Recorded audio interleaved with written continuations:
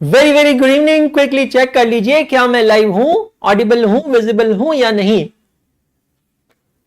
सबको आवाज आ रही है मेरी परफेक्टली?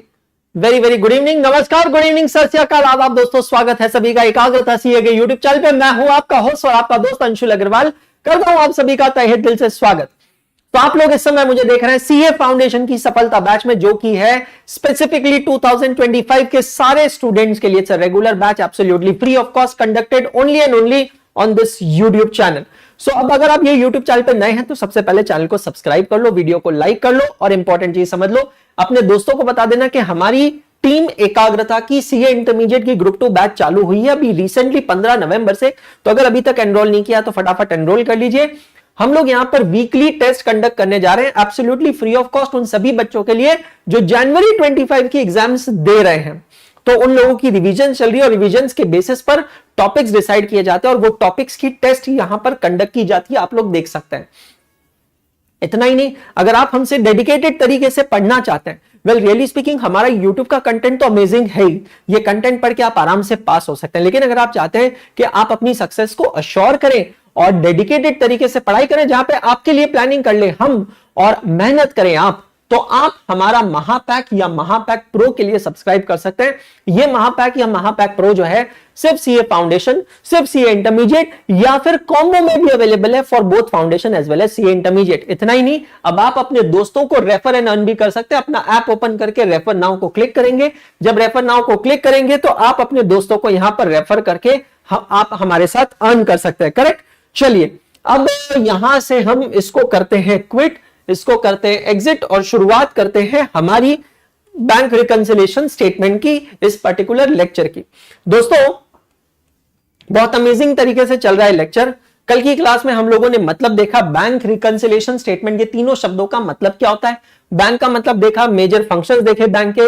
रिकंसिलिएशन का मतलब देखा कि there are 2 points of comparison और ये दोनों पॉइंट्स ऑफ कंपैरिजन आपस में मैच नहीं होते हैं। अगर ये आपस में मैच हो रहे होते थे तब तो प्रॉब्लम नहीं होती थी, लेकिन अगर ये दोनों पॉइंट्स ऑफ कंपैरिजन आपस में अगर मैच नहीं होते हैं तो फिर हम लोग यहां पर क्या करते हैं, हम दो चीजें करते हैं। Number 1, find out the reasons of differences कि ये आपस में मैच क्यों नहीं हो रहे हैं, and then resolve those differences. वो चीजों को हम लोग यहां पर देखते थे। कौन आया बेटा जी? Subhojit Das. Good evening Subhojit. Statement का मतलब हमने देखा है, स्टेटमेंट का रिलेशन है statement is a systematic presentation of data in a columns having a column heading known as captions and rows having row heading known as stubs capable enough of generating the desired information. ये हम लोगों ने यहां पर देखा है। उसके बाद में अब इंपॉर्टेंट चीज ये समझते हैं कि आखिर जब कोई बैंक अकाउंट खोलता है तो होता क्या है। मतलब यार हर एक ट्रांजैक्शन जो कि एक अकाउंट होल्डर और बैंक के बीच में कंडक्ट होता है, आइडियली वो हर एक ट्रांजैक्शन कैश बुक में भी रिकॉर्ड होना चाहिए और पासबुक में भी रिकॉर्ड होना चाहिए। और अगर वो ट्रांजैक्शन दोनों बुक्स में हमेशा रिकॉर्ड होगा तब तो कभी भी बैलेंस ऑफ कैश बुक और पासबुक में डिफरेंस आना ही नहीं चाहिए। लेकिन फिर भी कैश बुक और पासबुक के बैलेंसेस में डिफरेंस आता है, और वो डिफरेंस क्यों आता है हम लोग देखेंगे। सबसे पहले समझते हैं, जॉन जो कि एक बिजनेसमैन है, वो एक अकाउंट खोलना चाहता है फेडरल बैंक में, जैसे अपने यहां state bank of India, ICICI bank, ऐसी एक बैंक का नाम है। अब जॉन क्या करेगा, जब फेडरल बैंक में अकाउंट खोलेगा या फेडरल बैंक जॉन का अकाउंट खोलेगा तो ये दोनों के बुक्स ऑफ अकाउंट्स में कुछ चेंजेस होंगे।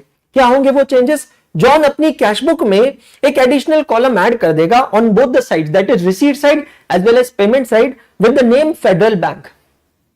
तो बेसिक्स ऑफ अकाउंट्स हम लोग कर चुके हैं, बेसिक्स ऑफ अकाउंट्स हम लोग पढ़ चुके हैं, जहां पे आप लोगों ने देखा है कि होता क्या है बेटा जी। जब भी जैसे ही हम लोग हमारा एक बैंक अकाउंट ओपन करते हैं, कैश बुक के अंदर हम एक बैंक कॉलम इंसर्ट करते हैं, तो बैंक के रिलेटिंग जितने भी ट्रांजैक्शंस होते हैं वो कैश बुक में मेंटेन किए जाते हैं। सिमिलरली फेडरल बैंक अपने लेजर अकाउंट में, अपने बुक्स ऑफ अकाउंट्स में, लेजर अकाउंट में एक एडिशनल लेजर अकाउंट ओपन कर देगा with the name of John. तो जॉन जो कि बिजनेसमैन है, उसको एक आइडेंटिटी, एक पहचान मिल जाएगी एक लेजर अकाउंट की, और वो पहचान से एक अकाउंट यहां पर ओपन करेगा। अब समझते हैं, दो एग्जांपल्स लेते हैं कि जब जॉन और फेडरल बैंक के बीच में कोई भी ट्रांजैक्शन होगा तो क्या होगा। Let's take this example, very first transaction, cash deposited into bank. Transaction को समझना, John deposited cash into bank, John ने बैंक में कैश जमा की है। क्या होगा यहां पर, जॉन के पास से कैश जा रही है, और बैंक के पास कैश आ रही है, तो जॉन के बुक्स में एंट्री क्या होगी? Bank account debit to cash account credit. I repeat, bank account debit to cash account credit. और बैंक के बुक्स में क्या एंट्री होगी? प्लीज अंडरस्टैंड, बैंक के पास कैश आ रही है तो बैंक के बुक्स में एंट्री होगी cash account debit to John account credit, मतलब जॉन का जो भी अकाउंट नंबर असाइंड है वो क्रेडिट करेंगे। मतलब अगर आप ये ट्रांजैक्शन को गौर से देखते हैं तो सेम ट्रांजैक्शन होता है। तो जॉन ने क्या किया? बैंक को किया डेबिट, और बैंक ने क्या किया? जॉन को किया क्रेडिट। जॉन ने बैंक को डेबिट किया, बैंक ने जॉन को क्रेडिट किया। कुछ हुआ है, आप समझना, कुछ क्या हुआ है? जॉन ने डेबिट किया, बैंक को क्रेडिट किया। कुछ इनवर्स रिलेशनशिप यहां दिखाई दे रही है, और ये इनवर्स रिलेशनशिप का कारण समझना सिंपल है। जॉन के पास से कैश जा रही है, बैंक के पास कैश आ रही है। दूसरा ट्रांजैक्शन लेते हैं, कैश विड्रॉ फ्रॉम बैंक। अब सोचो, किसके पास कैश जा रही है, किसके पास कैश आ रही है? सोच के देखना। Cash withdraw from bank, cash को बैंक से विड्रॉ किया गया, cash withdraw from bank. John के पास कैश आ रही है, बैंक के पास से कैश जा रही है। जॉन के पास आ रही है, बैंक के पास से जा रही है। नाउ जॉन के बुक्स में एंट्री होगी cash account debit to Federal Bank account credit. Cash account debit to Federal Bank account credit. Bank के बुक्स में एंट्री होगी John account debit to cash account credit. मतलब जब जॉन ने bank को क्रेडिट किया, बैंक ने जॉन को डेबिट किया। क्या कहा मैंने? जब जॉन ने बैंक को क्रेडिट किया, बैंक ने जॉन को डेबिट किया। तो यहां से कुछ रिलेशनशिप हमें समझ में आ रहा है, ठीक है। Now next thing is reasons of differences. तो दोस्तों, जब आइडियली हर एक ट्रांजैक्शन कैशबुक और पासबुक दोनों में रिकॉर्ड होता है, हर एक ट्रांजैक्शन, तो फिर कैशबुक और पासबुक में तो डिफरेंस आना ही नहीं चाहिए। फिर भी कैशबुक और पासबुक में डिफरेंस आता है, और ये डिफरेंस कुछ कारणों के वजह से आता है। What are those reasons of differences? Primarily 3। Number 1, transactions recorded in cashbook but not recorded in passbook. I repeat, transaction recorded in cashbook but not recorded in passbook. Number 2, transactions recorded in passbook but not recorded in cashbook. Transactions recorded in passbook but not recorded in cashbook. And number 3, clerical errors. ठीक है, चलो एक एक करके देखते हैं। Transactions recorded in cashbook but not recorded in passbook. सोच के देखना, ऐसे कुछ ट्रांजैक्शंस जो कि कैशबुक में रिकॉर्ड हुए हैं पर पासबुक में रिकॉर्ड नहीं हुआ है, क्या इसकी वजह से कैशबुक और पासबुक में डिफरेंस क्रिएट होगा? हां जी हां, बिल्कुल डिफरेंस क्रिएट होगा। Example, cheque deposited but not collected और credited by bank and cheque issued but not presented for payment. ये ट्रांजैक्शन की वजह से डिफरेंस होगा। दूसरा, transaction recorded in passbook but not recorded in cashbook. बेटा जी, पासबुक में रिकॉर्ड हुआ है, कैशबुक में रिकॉर्ड नहीं हुआ है। एग्जांपल देख लो, direct deposits made by customer, direct payment made by bank understanding instructions, and direct debits made by bank like bank charges etc. ये वो सारे ट्रांजैक्शन है जो सीधा बैंक में हो रहे हैं। हमारा कस्टमर बैंक में डायरेक्टली पैसा जमा कर रहा है। एंट्री कहां होगी? पासबुक में। कैशबुक में एंट्री होगी? नहीं होगी, क्योंकि कैशबुक में पता ही नहीं है। बैंक ने बैंक चार्जेस काट लिए, कहां से काटेगा? पासबुक से। कैशबुक में पता चलेगा? नहीं पता चलेगा। तो transaction recorded in passbook, not recorded in cashbook. Clerical errors simple है, transaction recorded in wrong account और transaction recorded with the wrong amount. ये दोनों गलतियां भी क्लेरिकल एरर्स हो सकती है, ठीक है। Oh my god, what is this, what is this? And here comes Shanaya. Now what is Shanaya? Try to understand what is Shanaya. This is balance as per cash book. What is this? Balance as per cash book. Shanaya. What is this? This is balance as per passbook. क्या है बेटा जी? ये balance as per passbook. अब समझने की कोशिश करना। 2 minute है मैडम आपके पास आने, बुरा मत मानिएगा। 2 मिनट आ रहे हैं आपके पास। आपके बिना कहां जाएंगे? आएंगे आपके पास। If balance as per cash book is equal to balance as per passbook है ना, ये क्या हो गया? If balance as per cash book is equal to balance as per passbook, अगर कैश बुक और पासबुक का बैलेंस आपस में मैच होता है तो no bank reconciliation statement required, तो उस सिनेरियो में किसी प्रकार के बीआरएस को बनाने की जरूरत नहीं है। लेकिन if balance as per cash book is not equal to balance as per passbook, बहुत ही वाहियात हैंडराइटिंग आ रही है, मां कसम त्याग देंगे इस कलम को हम। तो क्या करोगे सर? इसका इस्तेमाल करेंगे। Bank reconciliation statement is required. वैसे मेरा सबसे फेवरेट पेन का है, वो लेकर आता हूं। मेरा एक पेन है, वो बड़ा फेवरेट है यार, सस्ता सुंदर टिकाऊ, लिंक ओशियल जेन वाटरप्रूफ पेन, हर कलर में उपलब्ध है, लिखने में सबसे सही और सबसे सस्ता, ये मेरा फेवरेट पेन है। ठीक है, अब यहां पर समझना, अगर कैशबुक और पासबुक का बैलेंस मैच होता है तो बीआरएस की जरूरत है नहीं है, लेकिन अगर कैशबुक और पासबुक का बैलेंस मैच नहीं होता है बाय चांस, तो बीआरएस की जरूरत पड़ने वाली है।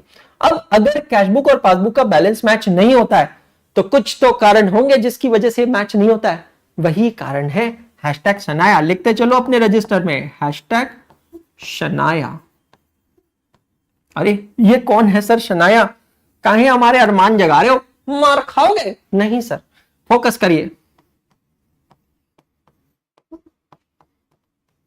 Reconciliation transactions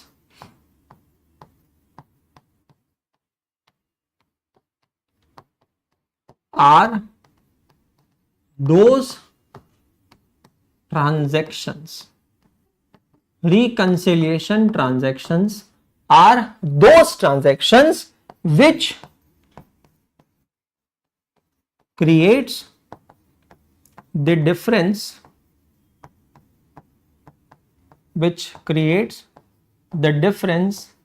in cash book and passbook balance.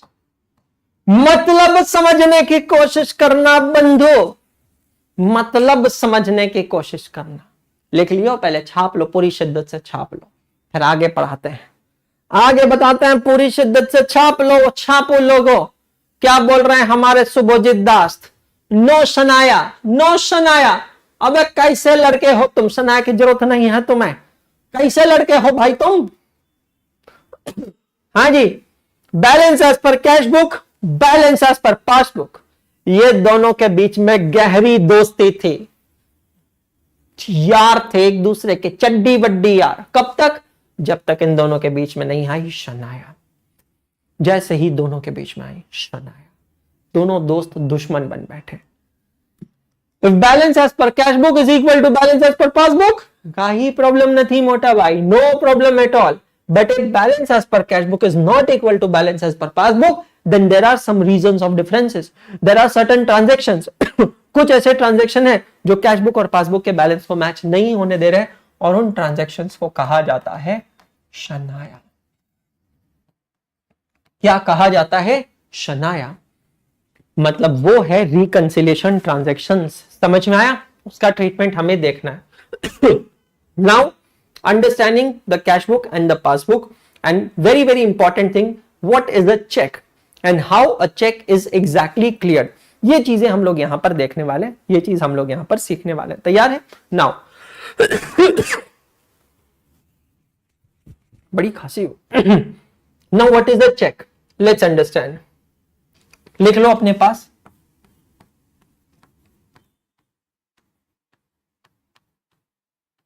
a check is a written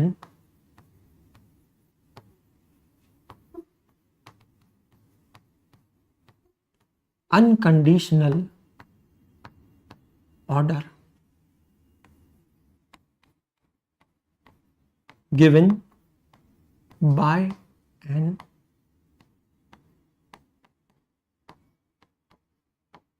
account holder written unconditional order given by an account holder, account holder कौन कहलाता है? Drawer, to his bank, bank क्या कहलाती है? ड्रॉई, टू पे दी specified amount, to pay the specified amount to the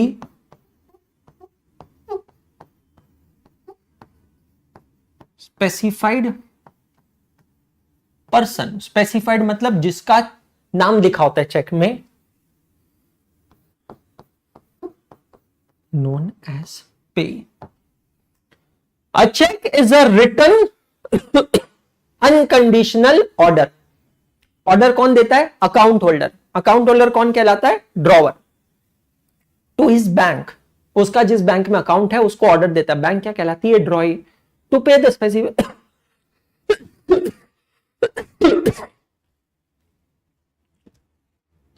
to पे the specified amount, जितना amount check में मेंशन है वो पे करना है टू द स्पेसिफाइड पर्सन जिसका नाम है पे. तो अब अगर आप ये डॉक्यूमेंट देखते हैं, ये इंस्ट्रूमेंट देखते हैं, तो ये जो चेक है, ये चेक बनाने वाले का नाम है अमित शर्मा.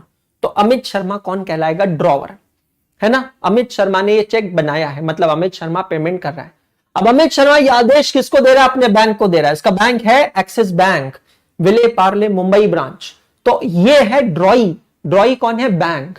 और पेमेंट किसको करना है? युक्ति गुप्ता को. युक्ति गुप्ता है पे.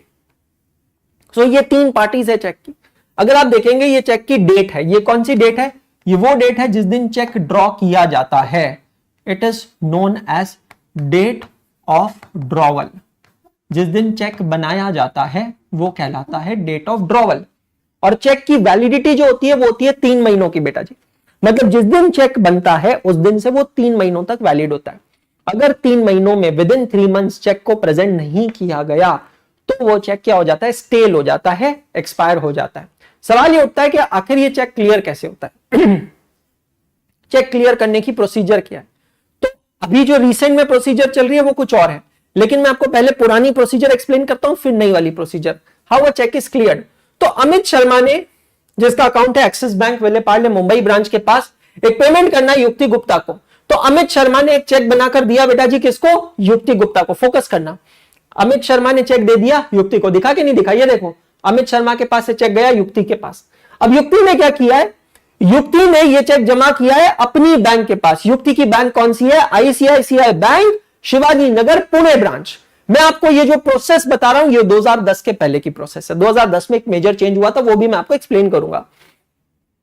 सीधी बात है, जरूरी थोड़ी है कि दोनों पार्टीज का अकाउंट सेम ही बैंक में हो, सेम ही ब्रांच में. ऐसा कोई हार्ड एंड फास्ट रूल नहीं है. अमित का अकाउंट है एक्सिस बैंक विले पार्ले मुंबई के पास, युक्ति का अकाउंट है आईसीआईसीआई बैंक शिवाजी नगर के पास. युक्ति ने वो अकाउंट चेक जमा किया अपने बैंक में. ये जो बैंक है ये कहलाती है कलेक्शन बैंक, जो चेक कलेक्ट करने का काम करती है.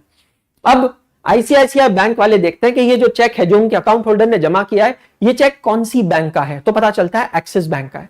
कौन सी ब्रांच का है? तो पता चलता है विले पार्ले मुंबई ब्रांच का है.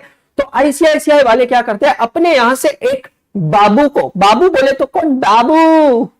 बाबू बोले तो पियोन को अपॉइंट करते हैं और पियोन को ये चेक लेकर फिजिकली भेजते हैं मुंबई.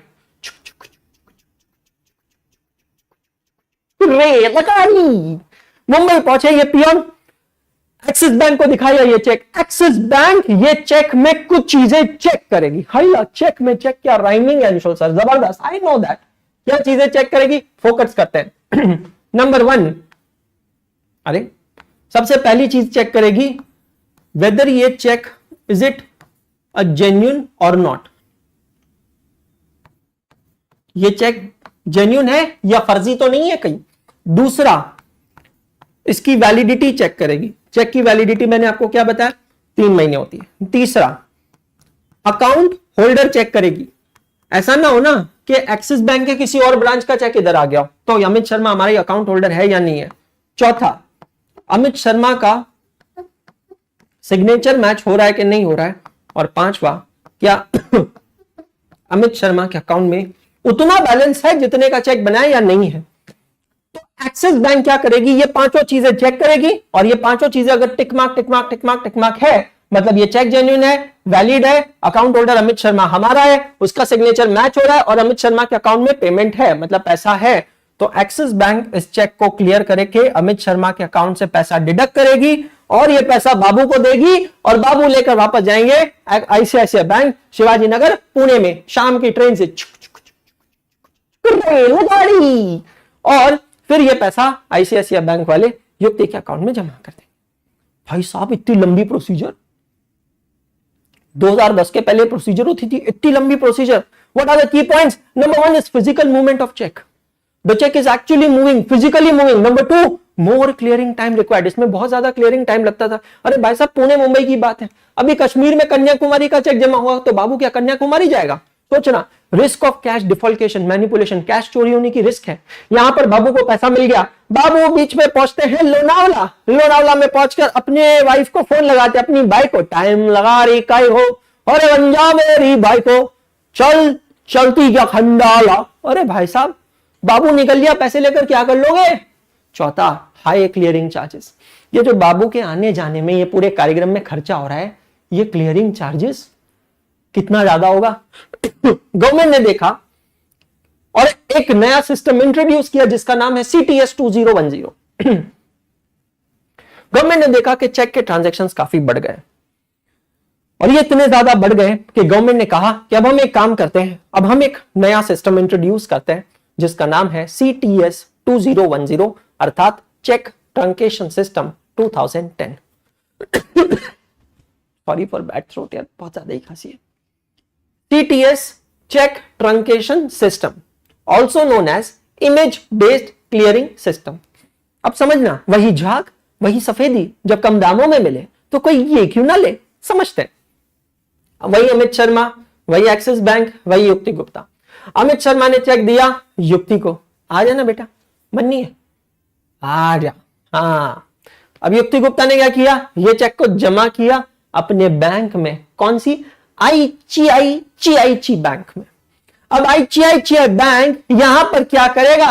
अब यहां पर वो पिछले बार की तरह बाबू नहीं जाएगा मुंबई को, क्योंकि रिजर्व बैंक ऑफ इंडिया ने रूल बदल दिए हैं मन्ना। रिजर्व बैंक ऑफ इंडिया ने जो 5 चीजें चेक करनी थी उसमें से 2 जिम्मेदारी दे दी आईसीआईसीआई को। वो बोले तुमको 2 चीजें चेक करना है। क्या? सबसे पहले ये देखो कि चेक जेन्युइन है कि नहीं, मतलब चेक का जो पेपर है वो पेपर सही है या नहीं है। जेन्युइननेस ऑफ चेक तो आप भी चेक कर सकते हो और वैलिडिटी ऑफ चेक आप भी चेक कर सकते हो। जो 2 चीजें आप चेक कर सकते हो उसको फटाफट चेक करो और उन दोनों चीजों को चेक करने के बाद आप ये चेक को ट्रंकेट करोगे। ट्रंकेट करोगे मतलब उसको स्कैन करोगे और उसको स्कैन कर कर आप ईमेल करोगे एक्सिस बैंक को। अब बाबू नहीं जाएगा, फिजिकल मूवमेंट ऑफ चेक नहीं होगा। अब एक्सिस बैंक को जब ये चेक मिलेगा एक्सिस बैंक बाकी की 3 चीजें चेक करेगी कि क्या अमित शर्मा हमारा अकाउंट होल्डर है, क्या अमित शर्मा की सिग्नेचर मैच हो रही है और क्या अमित शर्मा के अकाउंट में पैसा है। और अगर तीनों का जवाब है हाँ, तो एक्सिस बैंक अमित शर्मा के अकाउंट से पैसा डिडक्ट करके ये पैसा सीधा इलेक्ट्रॉनिकली ट्रांसफर कर देगा और युक्ति गुप्ता के अकाउंट में पहुंच जाएगा। What are the key highlights of this system? Number 1, no physical movement of check. Number 2, minimal clearing charges required. Number 3, no risk of cash defalcation. And number 4, no clearing charges required. Isn't it amazing? So my dear friends, this is the process of clearing a check. लेकिन एक चीज आपको ये ध्यान रखना है for the context of this topic is, जब तक वो चेक क्लियर नहीं हो जाता तब तक कैश बुक और पासबुक में डिफरेंस अराइज होता रहेगा। क्लियर हुआ सभी को? ठीक है।